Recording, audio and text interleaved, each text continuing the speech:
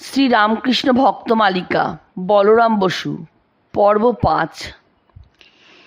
তিনি এবং তাহার পরিবারবর্গ ঠাকুরকে শ্রদ্ধা ভক্তি করিতেন বলিয়া তাহাদের আত্মীয়দের মধ্যে কেহ কেহ তাহার প্রতি বিরূপ ছিলেন। ওই হইবার তাহাদিগের কারণও যথেষ্ট ছিল। প্রথম তাহারা বৈষ্ণব রূপ বংশে জন্মগ্রহণ করায় প্রচলিত শিক্ষা দীক্ষা অনুসারে তাহাদিগের ধর্মমত যে কতকটা একদেশী অতিমাত্রায় বাহ্য আচার নিষ্ঠ হইবে ইহা বিচিত্র নহে। সুতরাং সকল প্রকার ধর্মমতের সত্যতায় স্থির বিশ্বাস সম্পন্ন বাহ্য চিহ্ন মাত্র ধারণে পরাণমুখ ঠাকুরের ভাব তাহারা হৃদয়ঙ্গম করিতে পারিতেন না, ঐরূপ করিবার প্রয়োজনীয়তা অনুভব করিতেন না। অতএব ঠাকুরের সঙ্গগুণে এবং কৃপালাভে বলরামের দিন দিন উদার ভাব সম্পন্ন হওয়াটা তাহারা ধর্মহীনতার পরিচায়ক বলিয়া স্থির করিয়াছিলেন। দ্বিতীয়ত ধন মান আভিজাত্যাদি পার্থিব প্রাধান্য মানবের অন্তরে প্রায় অভিমান অহংকারী পরিপুষ্ট করে। ওই বংশমর্যাদা বিস্তৃত হইয়া বলরাম ইতর সাধারণের ন্যায় দক্ষিণেশ্বরে ঠাকুরের শ্রী পদপ্রান্তে ধর্মলাভের জন্য যখন তখন উপস্থিত হইতেছেন এবং আপন স্ত্রী কন্যা প্রভৃতিকে তথায় লইয়া যাইতে কুণ্ঠিত হইতেছেন না জানিতে পারিয়া তাহাদিগের অভিমান যে বিষম প্রতিহত হইবে একথা বলা বাহুল্য।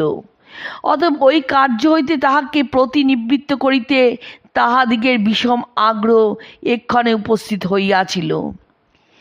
কালনার ভগবান দাস প্রমুখ বৈষ্ণব বাবাজিদিগের নিষ্ঠা ও ভক্তিপ্রেমের আতিশয্য কীর্তন করিয়া এবং আপনাদিগের বংশ গৌরবের কথা পুনঃ স্মরণ করাইয়া দিয়াও যখন তাহারা বলরাম ঠাকুরের নিকট গমন নিবারণ করিতে পারিলেন না, তখন ঠাকুরের প্রতি বিদ্বেষ ভাবাপন্ন হইয়া তাহারা কখনো কখনো তাহার অযথা নিন্দাবাদ করিতেও কুণ্ঠাবোধ করিলেন না।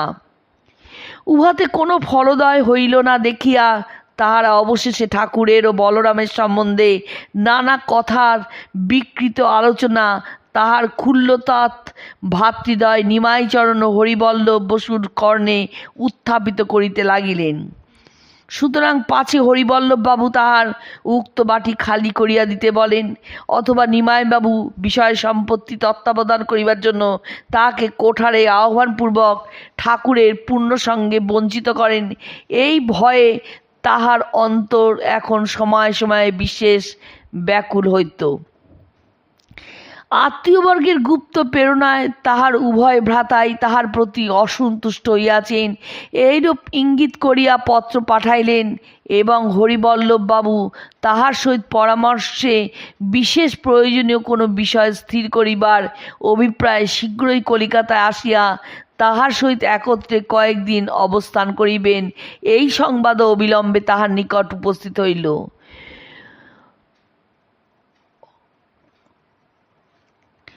অন্যায় কিছু করেন নাই বলিয়া অশেষ চিন্তার পরে তিনি স্থির করিলেন, ভ্রাতারা অপরের কথা শুনিয়া যদি তাহাকে দোষী বলিয়া সাব্যস্ত করেন, তথাপি তিনি ঠাকুরের অসুখের সময়ে তাহাকে ফেলিয়া অন্যত্র যাইবেন না।